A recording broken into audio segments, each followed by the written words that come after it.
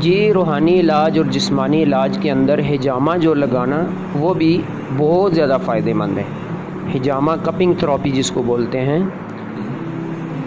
वो भी करवा लिया जाए तो बहुत अच्छी बात है। करवाना कहाँ पर है?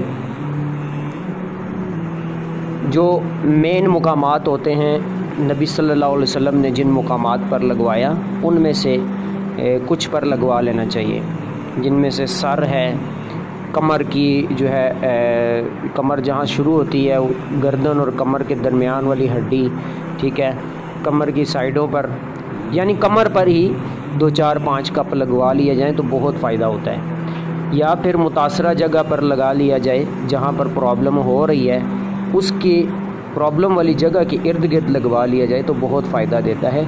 रूहानी इलाज के अंदर भी और जिस्मानी इलाज के अंदर भी इसका साइड इफ़ेक्ट कोई नहीं होता। हिजामा के स्पेशलिस्ट से ये लगवाना बहुत बेहतर है। जी शुक्रिया।